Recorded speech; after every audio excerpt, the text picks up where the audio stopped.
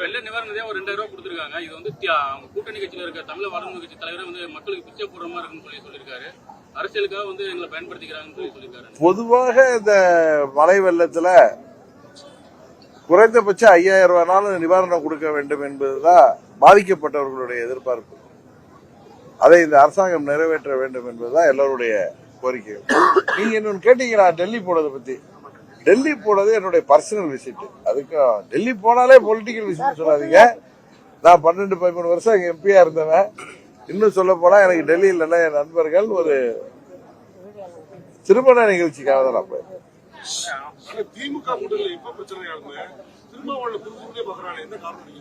புரியல?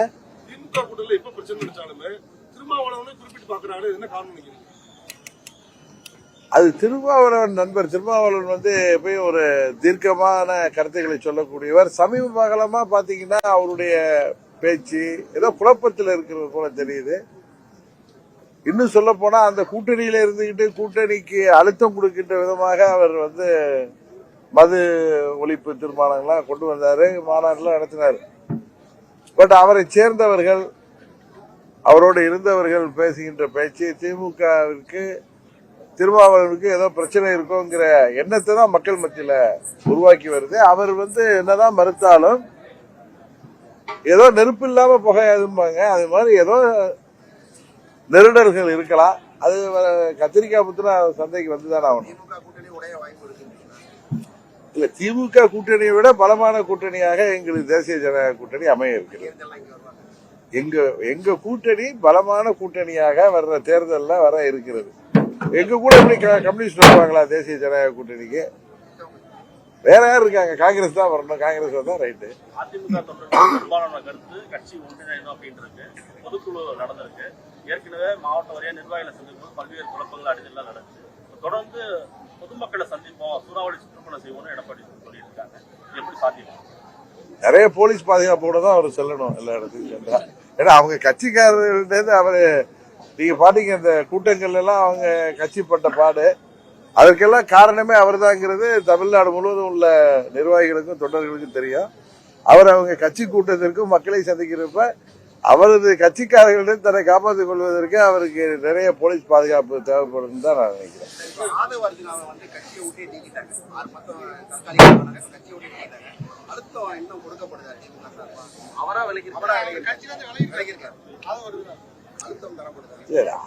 அதுல வந்து ஒண்ணு எனக்கு திருமாவளவனுக்கு அழுத்தம் தரப்படுறதா தெரியல. அவருடைய சம்பந்தப்பட்ட விஷயத்துல திருமாவளவன் அவர்கள் அதை வந்து சரியா கையாளவில்லைன்னு நினைக்கிறேன். அவர் எதை முளையிலே கிள்ளி இருக்கணும். இதெல்லாம் பதவி சுகத்தை அனுபவித்தவர்கள் பண உதவி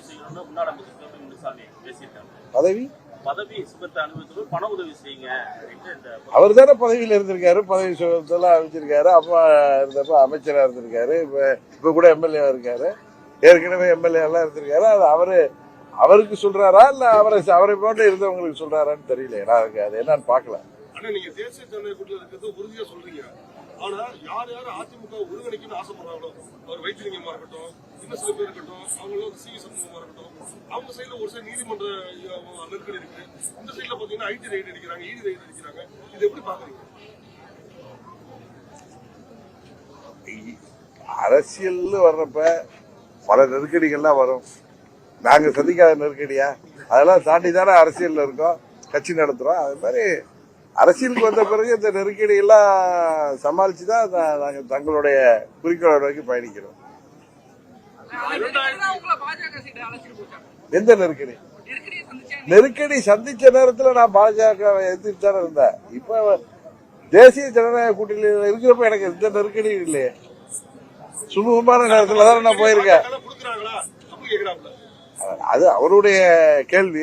எதையுமே நம்ம ஊர்ல எதை வேணாலும் எப்படி வேணாலும் பார்க்கலாம்.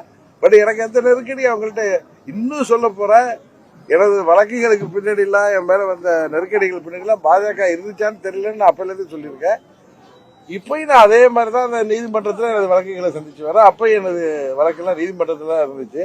அதாவது எனக்கு அப்பயும் எந்த நெருக்கடி யாரும் கொடுக்கல, எனக்கு அந்த நெருக்கடி கொடுக்கல. நீங்க சொல்ற மாதிரி பல ரைடு அதெல்லாம் நடந்துச்சுல்ல, அந்த நெருக்கடிகள் எல்லாம் சொல்றேன். பாஜக ஏதாவது ஒரு காரணமாக இருந்திருக்கா?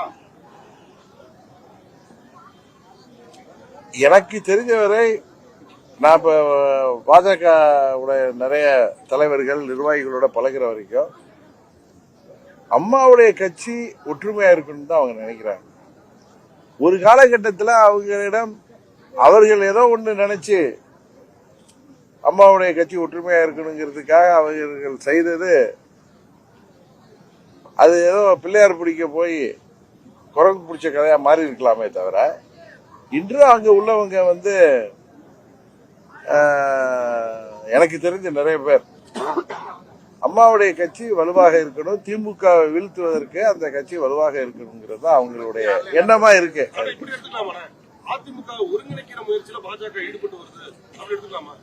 அது எனக்கு தெரியல. அது நான் அவங்க கூட்டணியில இருக்க, என்கிட்ட யாரும் அதை பத்தி யாரும் பேசுனது இல்லை. பெரும்பான்மை தொண்டர்கள் வந்து எல்லாம் ஒரே கையில் அதிமுக வந்து பிரிவுலாக 2026 வந்து அதிமுக தான் வெற்றி பெறணும்னு நினைக்கிறாங்க. பெரும்பான்மை தொண்டர்களுடைய ஆசையை வந்து நிறைவேற்றக்கூடிய இருக்கா? அதான் உங்களுக்கு சொல்றேன், அம்மாவுடைய தொண்டர்கள் எல்லாம் ஒன்னா இருக்கணுங்கிறது தான் எல்லாருடைய விருப்பம். அதுக்கு பழனிசாமி மாதிரி ஒரு சில பேர் சுயநலத்துல, பதவி வெறியில, பணத்திமிரில் தடையா இருக்காங்கிறது உங்களுக்கு தெரியும். அதான் நான் பலமுறை சொல்லியிருக்கேன், அங்கு உள்ள தொண்டர்களும் நிர்வாகிகளும் விழித்து கொள்ளாமல் தங்களை தாங்களே ஏமாற்றிக் கொண்டிருந்தால் 26க்கு பிறகு அம்மாவுடைய அந்த இயக்கத்தை இரட்டைகளை கையில் வைத்திருக்கின்ற பழனிசாமி அந்த இயக்கத்திற்கு மூடு விழா நடத்தி விடுவார் அப்படின்னு சொல்றாரு. அது புரிய வேண்டியவங்களுக்கு புரியணுங்கிறது எல்லாருக்கும் தெரிஞ்ச விஷயம் தான். 2026 தேர்தலில் நடிகர் விஜய் எந்த அளவுக்கு இந்த அரசியல் கட்சி சவால் கொடுப்பாங்க? ஒரு இன்னொரு அரசியல் கட்சி எந்த அளவுக்கு சவால் விடும், எந்த அளவுக்கு அவர்கள் மக்கள் மன்றத்தில் அவர்கள் ஈடுபடுவாங்கிறத தேர்தல் முடிஞ்ச பிறகுதான் சொல்ல முடியும். நாங்க தேசிய ஜனநாயக கூட்டணியில இடைத்தேர்தல் ஈரோடு தானே சொல்றீங்க, நாங்க எல்லா கட்சிகளும் சேர்ந்து முடிவெடுத்து அதை பத்தி முடிவெடுப்போம்.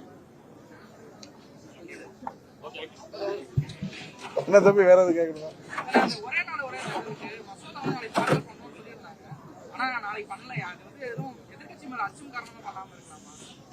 தெரியல எனக்கு, இந்த தகவலை நீங்க சொல்லிதான் தெரியும். நான் இங்க வந்ததுக்கு அப்புறம் அதை பத்தி நான் ஃபாலோ பண்ணல, நான் தெரிஞ்சுக்கிட்டு சொல்றேன் சார். அதாவது அம்மா இருக்கிற வரைக்கும் ஏடிஎம்கே கூட தான் மற்ற கட்சிகள் வந்து கூட்டணிக்கு வருவாங்க.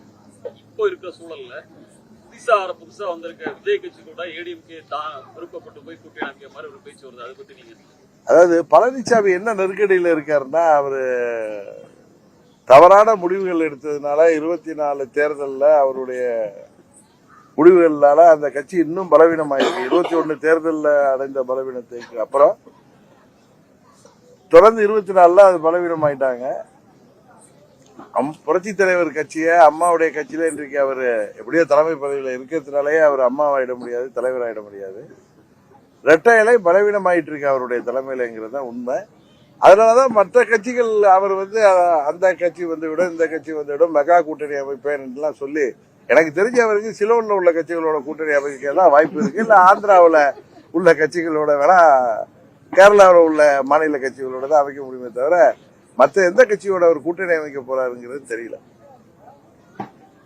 அவர் பேசுற பார்த்தா பாஜக அண்ணாமலை இல்லாட்டினா அவர் பாஜக கூட கூட்டணி அமைக்க தயாரா இருக்காரு அப்படிங்கிற மாதிரி தோற்றம் இருக்கு. அது அவர் என்ன தோற்றம் கொடுக்கிறாரு தெரியல. பாஜகங்கிறது ரொம்ப அனுபவஸ்தர்கள் உள்ள கட்சி. அவங்க முடிவெல்லாம் இன்னொருத்தருக்காகலாம் அவங்க முடிவுகளை அவங்க வந்து எதையுமே யோசித்து தான் அந்த முடிவை எடுப்பாங்க. அதனால பழனிசாமி போன்றவர்கள் கூக்குரல் எல்லாம் அவங்க எப்படி எடுத்துக்குவாங்கன்னு தெரியாது. என்னங்க ஏங்க, நாங்க தேசிய ஜனநாயக கூட்டணியில இருக்க யூகத்துக்குலாம் நான் பதில் சொல்லல. அதே மாதிரி ஒரு சூழ்நிலை வர்றப்ப நான் உங்களுக்கு திருச்சிக்கு வருவேன், அப்ப பேசுறேன். பாதகம் செய்பவரை கண்டால் நாம் பயங்கொள்ளலாகாது பாப்பா, மோதி மிதித்து விடு பாப்பா, அவர் முகத்தில் உமிழ்ந்து விடு பாப்பா. அண்மை செய்திகளை உடனுக்குடன் தெரிந்து கொள்ள இணைந்திருங்கள் இயம்நாடு தொலைக்காட்சியுடன்.